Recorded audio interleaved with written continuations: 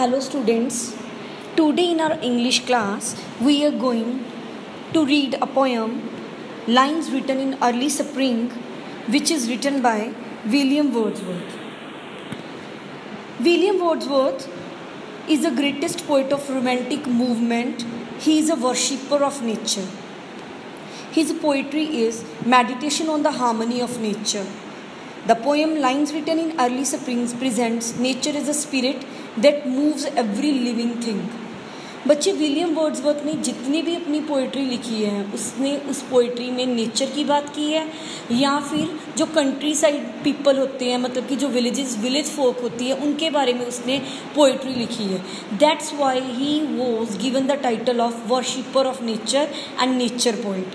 उनकी पोइट्री बिल्कुल सिंपल होती है, ठीक है, और उनकी जो पोइट्री है बहुत ही आपने उनकी पोइट्री को 8th में भी स्टडी किया होगा, 9th में भी किया होगा. और विलियम वर्ड्सवर्थ के बिना इंग्लिश लिटरेचर इज़ इनकम्प्लीट अगर हम उनकी पोइट्री को रीड नहीं करते. So let's start our poem lines written in early spring, जिसमें उन्होंने ये बात की है कि जो नेचर है वो एवरी ऑब्जेक्ट, जो इस दुनिया में हर ऑब्जेक्ट है उस चीज़ में नेचर पाया गया है और नेचर की हर चीज़ में क्या है, लाइफ है. ठीक है.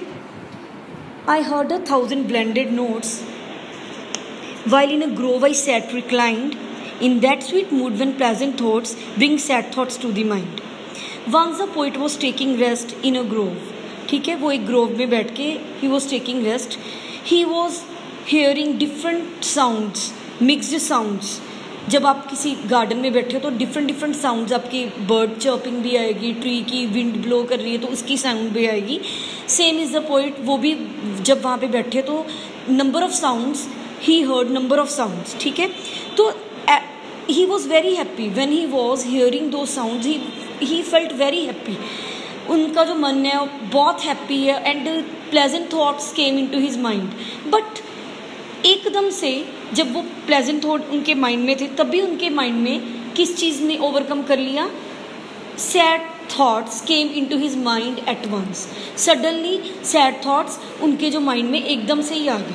किस बात के लिए आ गए, then we are going to read कि वो क्यों उनके माइंड में जब प्लेजेंट थॉट्स थे तो साथ में सैड थॉट्स वो क्यों ओवरकम हुए उनके माइंड में. तो अब हम वो पढ़ते हैं क्यों हुए. मोस्ट इंपॉर्टेंट स्टैंजा है पोइट्री का. To her fair works did nature link the human soul that through me ran, and much it grieved my heart to think what man has made of man. So बच्चे, now why the poet has become sad? The reason behind it is जो nature है उसने बहुत ही planned way से पूरे creation को, इस word को क्रिएट किया है. ठीक है. And the poet has utmost believe कि जो नेचर है उसके हर ऑब्जेक्ट में, हर क्रीचर में लाइफ है. ठीक है. But the sad part of this is कि जो ह्यूमन बींग्स हैं they have separated from nature. It grieves the poet's heart, it gave him pain. उनको बहुत ज़्यादा पेन इस बात से हो रही है कि जो मैन है वो क्या हो गया, बिल्कुल अलूफ हो गया, सेपरेट हो गया नेचर से. बट नेचर ने बहुत प्लान्ड वे से वर्ल्ड को क्रिएट किया. ठीक है. उसने इस पूरे वर्ल्ड को ब्यूटी दी. बट हम रिस्पॉन्ड कैसे कर रहे हैं, हम उसको बिल्कुल इग्नोर करके और इनडिफरेंट होके नेचर को रिस्पॉन्ड कर रहे हैं. So the poet became very very sad कि हम लोगों का बिहेवियर नेचर के लिए क्या है. Through primrose stuff in that green bower the periwinkle trailed its wreaths, and it's my faith that every flower enjoy the air it breathes. Now the poet gave us the examples of, he mentioned the name of two flowers के उन्होंने name mention किए हैं, primrose and periwinkle. जो primrose होते हैं बच्चे, these are the flowers having yellow leaves, और जो पेरीविंकल होते हैं ये वो फ्लावर्स होते हैं जिनके वाइट लीव्स होते हैं. तो पोएट इस पोएम में, इस स्टैंजा में ये बात कर रहा है कि ये जो दोनों फ्लावर्स के उसने नेम लिए हैं, periwinkle and primrose, supposed to embrace each other. They are so much happy. They supposed to embrace each other. वो क्या कर रहे हैं, एक दूसरे को embrace कर रहे हैं, ऐसे लग रहा है. It seems that they are having life in it.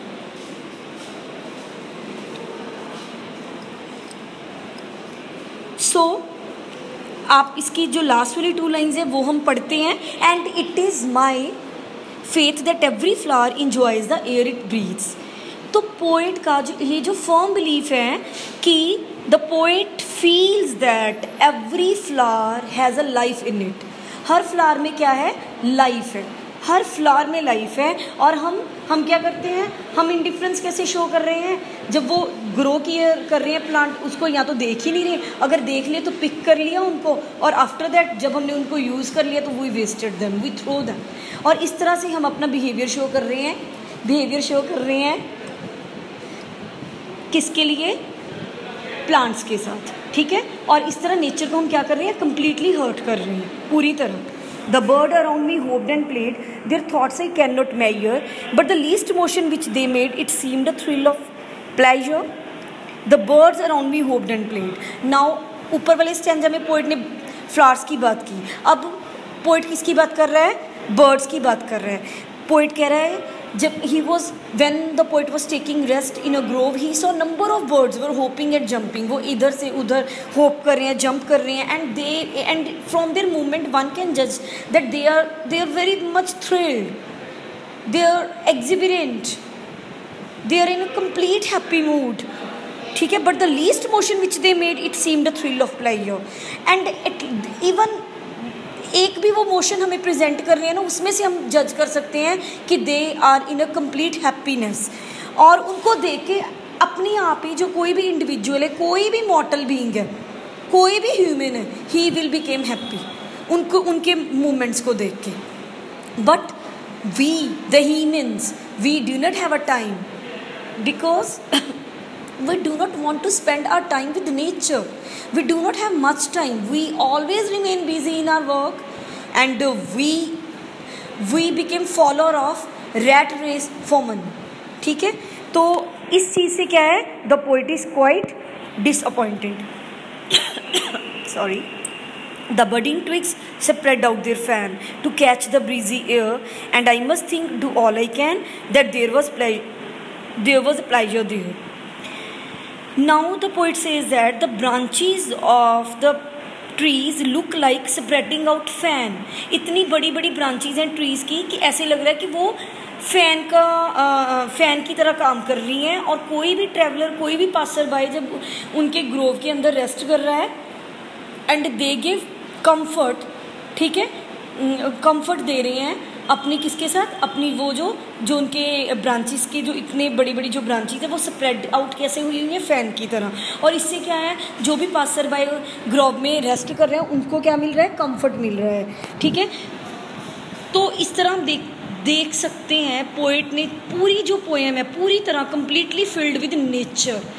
Poet ने किस किस की बात की है? पोइट ने प्लांट्स की बात की है, पोइट ने नेचुरल ऑब्जेक्ट्स की बात की है, बर्ड्स की बात की है। इस तरह पोइट क्या कर रहा है? पोइट हमारे सामने प्रेजेंट कर रहा है एक beautiful scenario,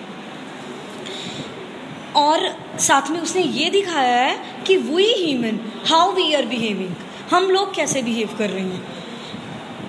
The most important stanza of the poem, if this belief from heaven be sent, if such be nature's holy plan, have I not reason to lament what man has made of man? Have I not reason to lament what man has made of man? What man has made of man? Wonderful lines, ठीक है। और लेमेंट क्या होता है? Complaint करना, when you are complaining someone। अब इन lines में poet ने क्या बात बोली है? पोइट ने ये बोला है कि देखो हर ऑब्जेक्ट में लाइफ है, प्लांट में लाइफ है, ट्रीज़ में लाइफ है, स्ट्रीम्स में लाइफ है, माउंटेन्स में लाइफ है, और हम क्या कर रहे हैं? जैसे हम में लाइफ है उसी तरह इन ऑब्जेक्ट्स में लाइफ है। But how we are behaving? We are quite cruel to nature, we have become cruel towards nature. हम जो नेचर के साथ अच्छा बिहेव नहीं कर रहे। And if we are unhappy today, this is the main cause of our unhappiness, because we do not show our love and consideration toward nature। हमने कभी शो ही नहीं किया, नेचर के साथ कभी टाइम ही नहीं स्पेंड किया। और पोइट का ये फर्म बिलीफ है कि like every human every flower, like humans every flower inhales and enjoy the air it inhales, ठीक है। इंजॉय करते हैं जो भी वो एयर को इनहेल कर रहे हैं। जैसे जब हम इनहेल कर रहे हैं एयर को तो हम इंजॉय कर रहे हैं बिकॉज वी फील हैप्पी कि we are alive.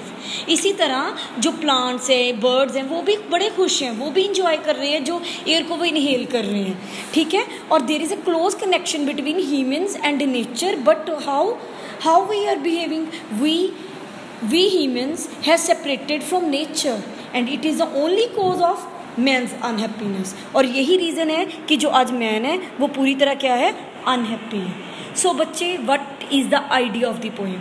Main idea क्या है कि man's separation from nature is the only cause of his unhappiness. उसके अनहैप्पी रहने का रीज़न ही ये है। हमने भी तो देखा है कितनी बार नेचर अपनी क्रूएलिटी शो करता है इन फॉर्म ऑफ अर्थक्वेक्स, है ना, इन फॉर्म ऑफ ड्रॉट।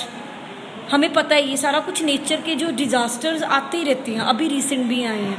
तो ये सब कुछ क्यों होता है? Because we are also showing such kind of treatment to nature. तो ये जैसे हम करेंगे वैसा ही हमें मिलेगा। As you sow so shall you reap, ठीक है, हमें पता है। तो हमने क्या करना है, हम एज अ लिटरेचर के स्टूडेंट हैं तो हमारी रिस्पॉन्सिबिलिटी बनती है कि हमने अपने इन्वायरमेंट को अच्छा रखना है, ठीक है। नेचुरल ऑब्जेक्ट के साथ प्यार करना है, प्लांट्स को ज़्यादा से ज़्यादा ग्रो करना है। ये सिर्फ उसी चीज़ पे नहीं ख़त्म हो जाना चाहिए कि बस हाँ जी इन्वायरमेंट डे आया था तो हमने ये इतने प्लांट्स ग्रो किए। नहीं, अपनी लाइफ का इसको एक पार्ट बनाओ बच्चे, ठीक है। देखो ये मैंने एक सेंट्रल आइडिया साथ में दिया हुआ है, बिल्कुल इजी लैंग्वेज में दिया हुआ है। इसको आप खुद रीड करोगे और इसको नोट डाउन करोगे and tomorrow I will give you the assignment of the stanzas जो आपने अपनी कॉपी पे मेंशन करनी है। आज वाले लेक्चर को आपने सिर्फ समझना है और उसमें से अपने पोएम का नेम, पोइट का नेम और ये सेंट्रल आइडिया नोट डाउन करना है।